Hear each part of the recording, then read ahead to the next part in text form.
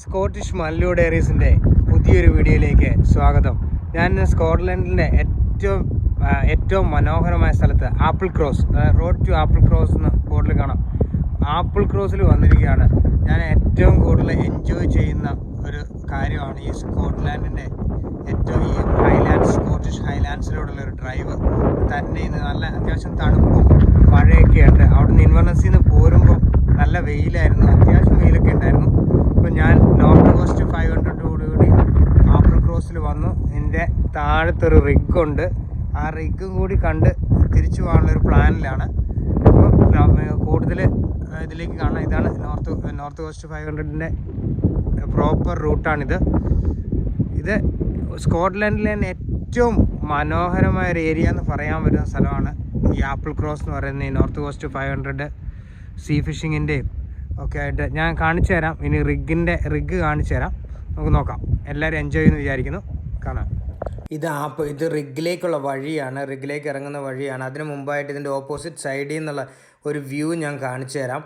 റിഗിലേക്ക് അങ്ങോട്ട് visitors allowed അല്ല എന്ന് ആണ് വെബ്സൈറ്റിൽ കൊടുത്തിരിക്കുന്നത്. എന്നാലും ഞാൻ റിഗിനുള്ളിലേക്ക് ഒന്ന് ഡ്രൈവ് ചെയ്ത് പോകുന്നുണ്ട്. അവർ തിരിച്ചു പോരാൻ പറയുമ്പോൾ തിരിച്ചു പോരാം, വേറെ പ്രശ്നങ്ങളൊന്നുമില്ലല്ലോ. ഇതാണ് റിഗിൻ്റെ വ്യൂ, ഓപ്പോസിറ്റ് സൈഡിൽ നിന്നുള്ള വ്യൂ.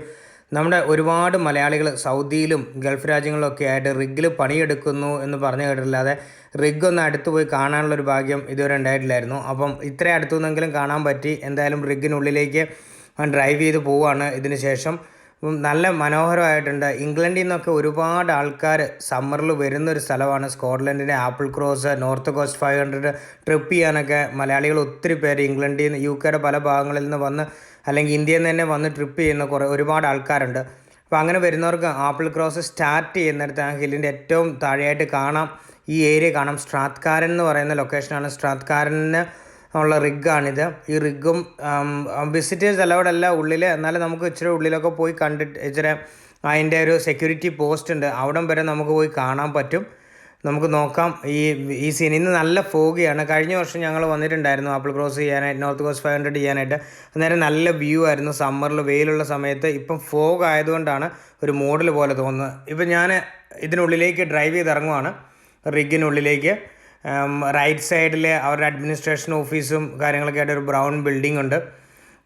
അത് കഴിഞ്ഞ് ഇവർ റിഗിൽ തന്നെയാണ് ഇവരുടെ എംപ്ലോയീസ് താമസിക്കുന്നതാണ് പറഞ്ഞത്. നമ്മുടെ മലയാളികൾ ഒരുപാട് പേര് ജോലി ചെയ്തുകൊണ്ടിരുന്ന റിഗുകളൊക്കെ ഉണ്ട് ഇവിടെ. അതൊക്കെ ഇവർ ഫ്യൂവൽ ഇറക്കുമതി തുടങ്ങിയപ്പം റിഗുകളും കുറേ ക്ലോസ് ഡൗൺ ചെയ്തിട്ട് ഇറക്കുമതി ചെയ്യുന്നതാണ് ചീപ്പ് എന്നുള്ള രീതിയിൽ അവർ ഇറക്കുമതി തുടങ്ങിയായിരുന്നു.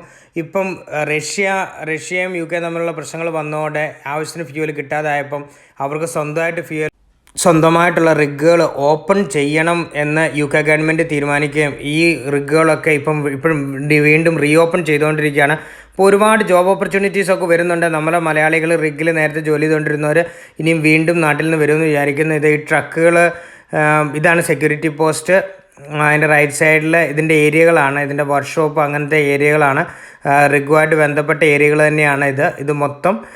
സെക്യൂരിറ്റി പോസ്റ്റിന് അവിടുന്ന് അങ്ങോട്ട് കയറ്റി വിടുമെന്ന് തോന്നുന്നില്ല. എന്തായാലും നോക്കാം. കയറ്റി വിട്ടില്ലെങ്കിൽ തിരിച്ചു പോവുകയാണ്. ഈ ലെഫ്റ്റ് സൈഡിൽ നമുക്ക് കാണാം കുറേ ചാക്കുകളിൽ, പ്ലാസ്റ്റിക് ചാക്കുകളിൽ, ഭയങ്കര ഒത്തിരി വെയിറ്റ് കൊള്ളുന്ന ചാക്കുകളാണ്. ചാക്കുകളിൽ അവരുടെ സാധനങ്ങൾ നിറച്ച് വെച്ചിരിക്കുന്നത്. പിന്നെ റൈറ്റ് സൈഡിൽ ക്രെയിനുകൾ, അതിൻ്റെ ടവറുകൾ, റിഗിൻ്റെ ടവറുകളും കാര്യങ്ങളൊക്കെ കാണാം. പിന്നെ കുറച്ച് 1-2 ഷിപ്പ് കിടപ്പുണ്ട് ഉള്ളിൽ, ഇച്ചിരിയുടെ ഉള്ളിലായിട്ട്. പിന്നെ ഇവിടെ ഈ സൈഡിൽ ബോട്ടുകളൊക്കെ നിർത്തിയിട്ടിരിക്കുന്നുണ്ട്. വലിയ പൈപ്പുകൾ ഒക്കെ നിർത്തിയിട്ട് കിടക്കുന്ന കാണാം. ഇതാണ് ഇവരുടെ അക്കോമഡേഷനല്ല, അഡ്മിനിസ്ട്രേഷൻ ഓഫീസ് ആണെന്നാണ് തോന്നുന്നത്. ഇവരുടെ KPL എന്ന് പറയുന്ന കമ്പനിയാണത്, അഡ്മിനിസ്ട്രേഷൻ ഓഫീസ്. ഇതാണ് അവരുടെ റിഗിൽ പണിയെടുക്കുന്ന ആൾക്കാരുടെ യൂണിഫോം, ഹൈവീസൊക്കെ ഇട്ടിട്ട് പോകുന്നത്. ഇപ്പം നമ്മൾ തിരിച്ചു പോവുകയാണ്. അതിനകത്ത് കയറി വണ്ടി തിരിച്ചു, അങ്ങോട്ട് കടക്കാൻ പറ്റില്ല എന്ന് പറഞ്ഞു. ഓക്കെ പറഞ്ഞു, തിരിച്ചു പോവുകയാണ്. ഇപ്പോൾ തിരിച്ച് ഇറങ്ങുമ്പം കാണാം നമുക്ക് ഈ ലെഫ്റ്റ് സൈഡിൽ പ്രത്യേകിച്ച് കാണാം. റൈറ്റ് സൈഡിൽ കടലിൻ്റെ സൈഡാണ്, കടൽ ഇങ്ങോട്ട് കയറി കിടക്കുന്നതാണ്. ലെഫ്റ്റ് സൈഡിലാണ് ഒരുപാട് പൈപ്പുകൾ, പിന്നെ കുറച്ച് ഒരുപാട് ബോട്ടുകൾ നിർത്തിയിട്ടിരിക്കുന്നതായിട്ട് കൊണ്ട് അവരിട്ടിരിക്കുന്നത് കാണാം. ആവശ്യ സമയത്ത് അവർ കടലിലേക്ക് ഇറക്കാനുള്ളൊരു ഇതിൽ നിർത്തിയിട്ടിരിക്കുന്നതെന്ന് തോന്നുന്നു. പിന്നെ അവിടുന്ന് ലെഫ്റ്റ് സൈഡിൽ മുകളിലേക്ക് നോക്കിയാൽ കാണാം നല്ല സീനറിയാണ്, നല്ല സീനറിയുള്ള പ്രദേശമാണ്. അതാണ് ആപ്പിൾ ക്രോസിൻ്റെ സ്റ്റാർട്ടിംഗ് ആണത്. അവിടുന്ന് മുകളിലേക്കാണ് കാര്യമായിട്ടുള്ള സീനറികളൊക്കെ കിടക്കുന്നത്. ഈ പൈപ്പുകളാണ് ഞാൻ പറഞ്ഞ റിഗിലേക്ക് ഇറക്കാനുള്ള പൈപ്പുകളും പിന്നെ ബോട്ടുകളും ഒക്കെയാണ് നിർത്തിയിട്ടിരിക്കുന്നത്.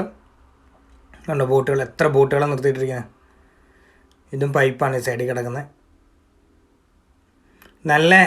നല്ലൊരു അനുഭവമായിരുന്നു. പിന്നെ സിംഗിൾ ട്രാക്കാണ് കേട്ടോ. അപ്പുറത്തുനിന്ന് വണ്ടി വരുന്നുണ്ട്. വണ്ടി ഒതുക്കി കൊടുക്കുകയാണ്. കൊടുത്തുകൊണ്ട് പൈപ്പിൻ്റെ വലിപ്പം കണ്ടോ, നല്ല ഹെവി സാധനം കേട്ടോ കിടക്കുന്നത്. എന്താ ബോട്ടുകൾ നിർത്തിയിട്ടിരിക്കുന്ന ബോട്ടുകൾ ഇപ്പോൾ ഇവിടെ ക്ലിയർ ആയിട്ട് കാണാം. ബോട്ടുകൾ നിർത്തിയിട്ടിരിക്കുന്നത് എനിക്കൊരു പുതിയ എക്സ്പീരിയൻസ് ആയിരുന്നു ഇത്. റിഗുകളിലൊക്കെ ജോലി ചെയ്തിട്ടുള്ളവർക്കും ഇതിനെക്കുറിച്ച് ഡീപ്പായിട്ട് അറിയാവുന്ന ആൾക്കാർക്കും അത്ര വലിയ സംഭവമായിട്ട് തോന്നില്ല. അവരുടെ ബോട്ടുകളും അവരുടെ വർക്ക്ഷോപ്പ് ഉണ്ട്, ലെഫ്റ്റ് സൈഡിൽ ഇച്ചിരി ഉള്ളിലായിട്ടൊരു വർക്ക്ഷോപ്പ് ഉണ്ട്, കാണത്തില്ല ക്ലിയർ ആയിട്ട്. ഡ്രൈവ് ചെയ്ത് പുറത്തേക്ക് ഇറങ്ങി പോവുകയാണ്. ഇനി ബാക്കിയുള്ള ആപ്പിൾ ക്രോസിൻ്റെ സീനറികൾ കാണാം. കഴിഞ്ഞു, റിഗിൻ്റെ ഏരിയ കഴിഞ്ഞു.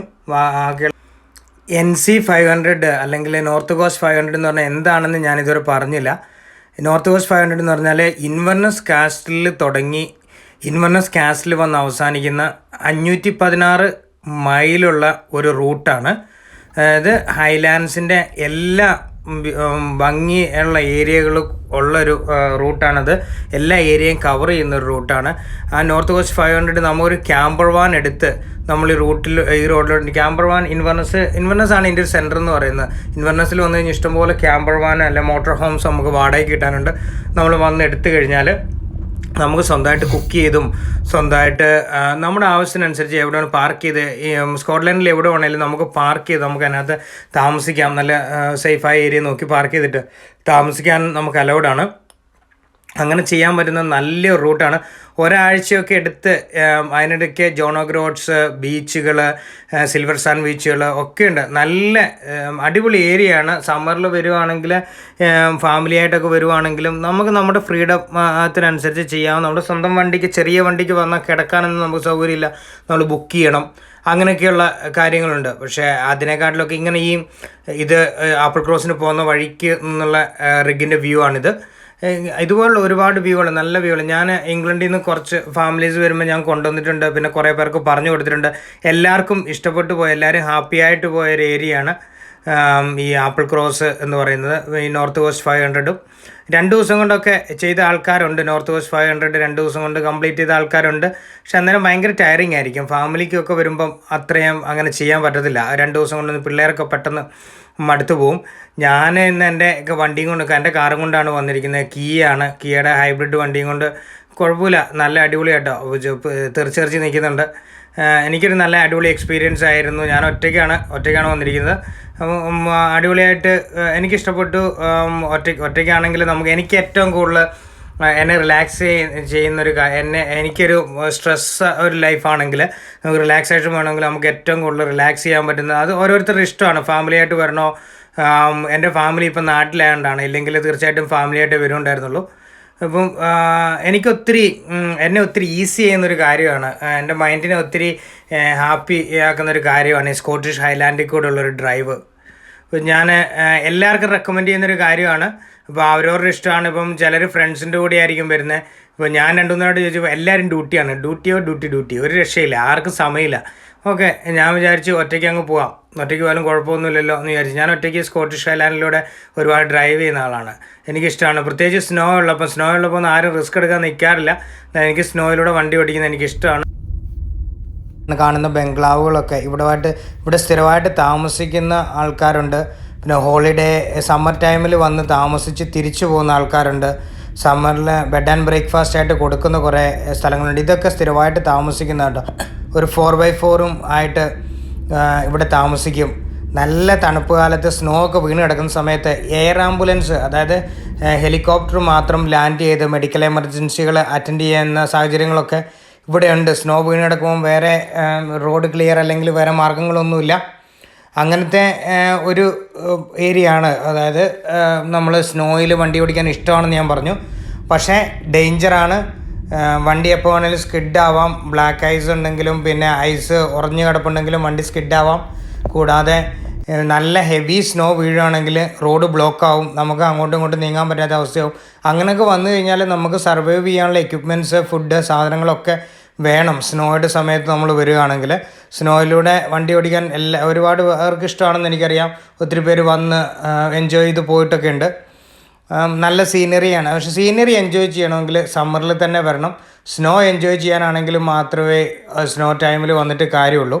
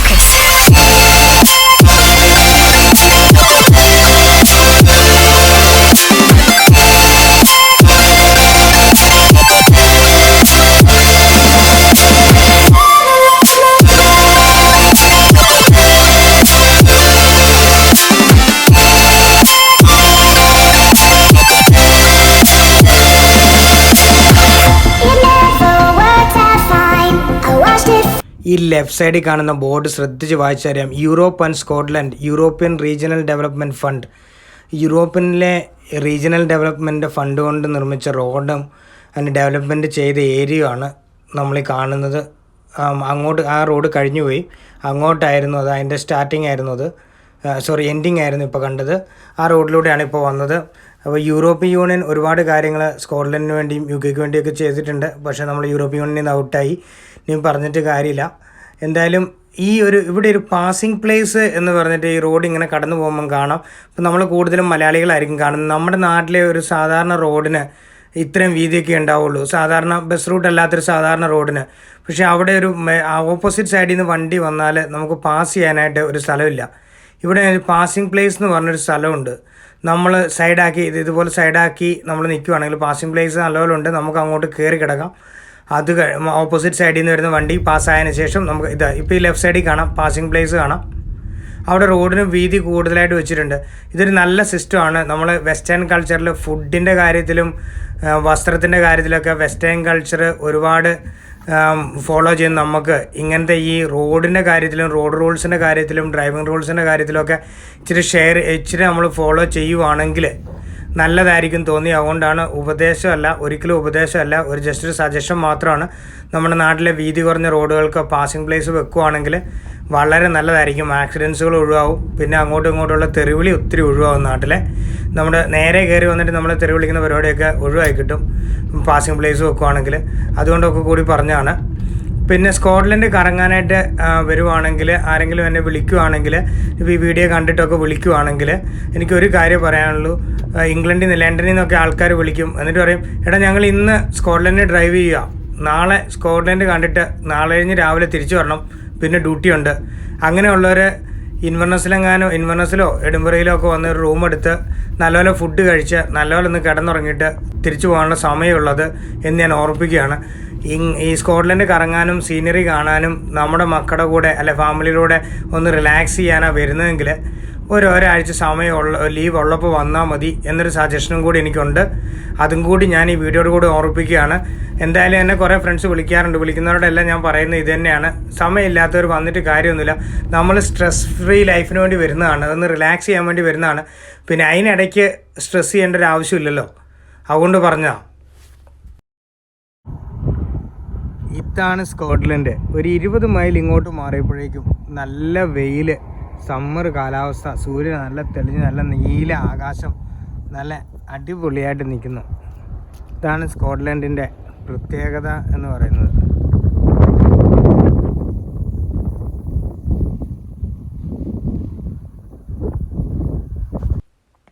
ആദ്യം ആപ്പിൾ ക്രോസിൻ്റെ അവിടെ നിന്നപ്പോൾ ഞാൻ പറഞ്ഞിരുന്നു ഇൻവെർനസിൽ നിന്ന് വരുമ്പോൾ നല്ല വെയിലായിരുന്നെന്ന്.